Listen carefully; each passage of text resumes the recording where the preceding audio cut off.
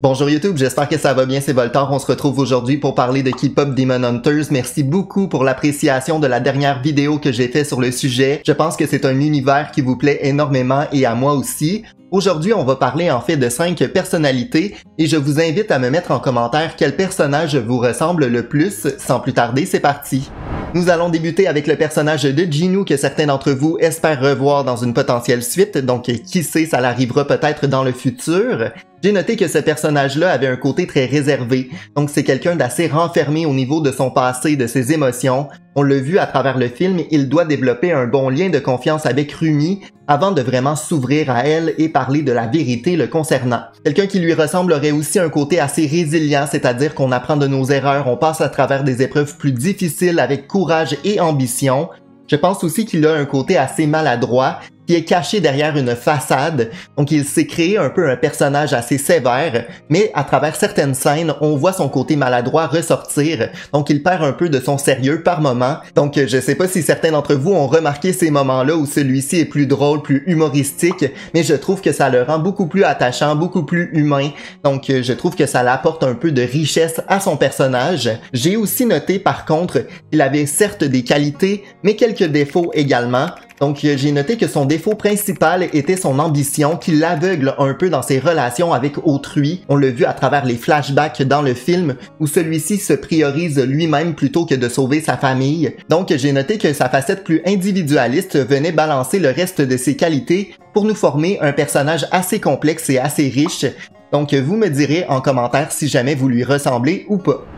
Allons-y désormais pour Rumi qui a une personnalité assez complète. Donc celle-ci vit beaucoup de stress, d'anxiété, c'est quelqu'un qui veut bien performer aux yeux des autres, qui ne veut pas décevoir nécessairement. Donc ça va jouer un peu au niveau de ses insécurités par rapport à ses talents, ses capacités, alors que pourtant elle est super bonne. Donc c'est le genre de personne qui va beaucoup douter d'elle-même, mais qui au final est super talentueuse dans les domaines qu'elle connaît bien. Malgré toutes ces insécurités-là, quelqu'un qui va ressembler à Rumi va avoir un côté assez studieux, créatif aussi. Vous allez être généreux envers les autres, vous avez un côté assez sociable aussi, qui va venir un peu vous sauver au final. C'est vos amis qui vont vous rassurer malgré tout et qui vont vous pousser dans vos projets. Je sens surtout que c'est des gens qui vont créer des liens de qualité avec les autres et leurs amis, c'est un peu leur famille, les gens sur qui ils vont se reposer, les gens qu'ils vont aller voir en cas de besoin. Donc j'ai l'impression que c'est le cas de Rumi et de ses amis à travers le film aussi. Donc elle va beaucoup apprécier la présence des autres qui vont finalement la rassurer à travers ses projets. Maintenant, concernant la personnalité de Mira, selon moi, c'est la personne qui est la plus sportive à travers le groupe, tout simplement parce qu'elle est à l'origine des chorégraphies des Huntrix. C'est aussi quelqu'un, selon moi, qui est assez introverti. Si jamais vous lui ressemblez, non seulement vous avez un côté introverti, mais à l'opposé, vous n'avez pas peur de dire votre opinion. Vous avez peut-être une facette assez directe, donc lorsqu'il faut agir, vous le faites. Je pense que c'est important d'avoir des gens assez proactifs comme ça dans un groupe d'amis aussi. Vous n'êtes pas nécessairement très expressif, pas très sociable.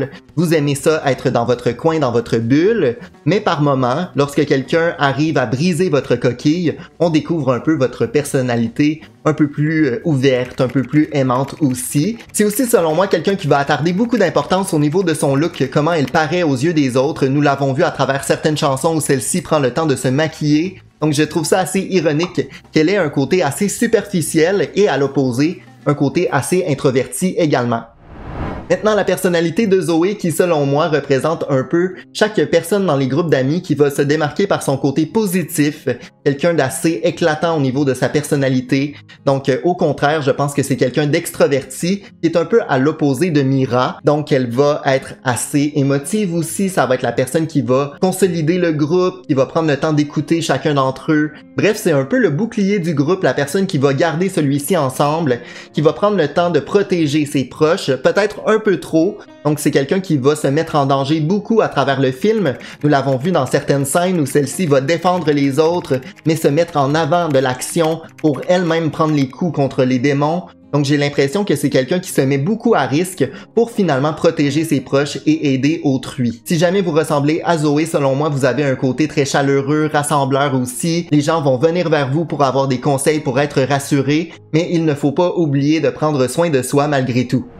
La dernière personnalité d'aujourd'hui concerne en fait un personnage secondaire qui selon moi s'est assez démarqué à travers le film. Vous allez peut-être trouver ça drôle, mais il s'agit de Bobby. Selon moi, celui-ci s'est beaucoup démarqué par son côté très naturel. C'est quelqu'un de vrai, de gentil, d'optimiste aussi, mais je pense que sa qualité principale concerne en fait sa fidélité envers les Huntrix. À plusieurs moments, je me suis dit que celui-ci allait finir par aider les Saja Boys, mais au final non, il est resté fidèle à son groupe de musique. Ça paraît aussi que celui-ci adore ce qu'il fait, ce qu'il entreprend. À plusieurs moments, on voit celui-ci danser et chanter en arrière-plan. Il a une joie de vivre assez contagieuse. Il est passionné par ce qu'il entreprend. Donc c'est important de s'entourer de gens positifs comme Bobby. Je pense surtout qu'il est à son affaire, qu'il arrive à bien gérer le stress. Dans un groupe, ça prend quelqu'un comme ça qui va arriver à gérer toutes sortes de situations pour les autres. Je pense que c'est le cas des gens qui ressemblent à Bobby également. Bref, merci beaucoup d'avoir regardé la vidéo. Si jamais ça vous a plu, mettez un pouce en l'air, abonnez-vous et mettez-moi en commentaire la personnalité qui vous ressemble le plus. Ça me permet d'apprendre à vous connaître davantage. Donc, n'hésitez pas. Merci beaucoup d'avoir regardé et on se retrouve très bientôt. Ciao!